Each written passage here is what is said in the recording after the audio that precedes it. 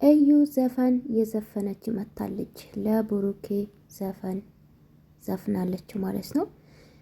ሆዷን አያችሁ ጋይዝ? ግን እኔ ቅርታ አድርጉልኝ፣ ሆዷ ፌክ ነው፣ ፌክ ነው፣ ፌክ ነው። በጭራሽ እርጉዝ አይደለችም። እንደዚህ አይነት እርግዝና አይቼ አላቅም።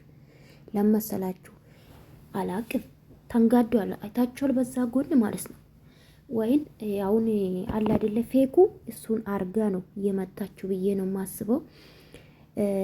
እኔት እውነት በአንቺ ምክንያት የሁለቱን ህይወት ባታበላሽ አሪፍ ነው።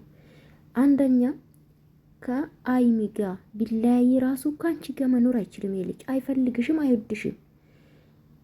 ቢያንስ ራስሽን አዳምጪ። አልፈልግሽም ብሎሽ የለ አንቺ እኮ በራስሽ ነው ተዋረድሽው። ባይዘዌ ማለት ሴት ልጅ ነሽ። እንደ ሴት ግን ልንገርሽ የኔ ውድ ማለት ነው፣ መቼም ከዚህ በኋላ የሚዲያ ሰው ሆነሻል እና ራስሽን አዳምጪ። ማለት ራስሽን አዋረድሽው። እሱ በድብቅ እንኳን ከሀይሚ ተደብቆ ነገሮቹን ለመጨረስ ነበር ወደ አንቺ መጣ። ግን እሱን አልፈለግሽም ይመስለኛል። በገዛ እጅሽ ወጣሽ ማለት ነው። ስለዚህ ምንም የምታለቅሽበት ምክንያት የለም ማለት ነውና ቢያንስ የኛ የኢትዮጵያ ሕዝብ እንረዳሻለን።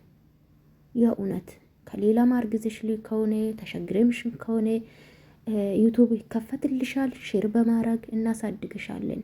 ግን እነዚህ ልጆች ሁለቱ ህይወት ባታበላሽ ይመረጣል ብዬ ነው የማስበውና እውነት ጥሩ አይደለም፣ ለራስሽም ጥሩ አይደለም። እውነት እርጉዝ ከሆንሽም ጥሩ አይደለም ላንቺ። በቃ የልጁን ህይወት ባታበላሽ። የሀይሚም አንቺም ሴት ልጅ ነሽ። እውነት ለምትወጂ ሰው እንዶ ማለት ነው ለሱ ደስታ ብለሽ ከህይወታቸው ውጭ ከቻልሽ ማለት ነው ይሄት እና በቃ ታዩ በቃ ማለት የኢትዮጵያ ህዝብ ልጁን እንዲጠላት ታርጊ እና እኔ ግራ ገብቶኛል። ወደ ሳይ ግን ፌክ ነው አላምንም እኔ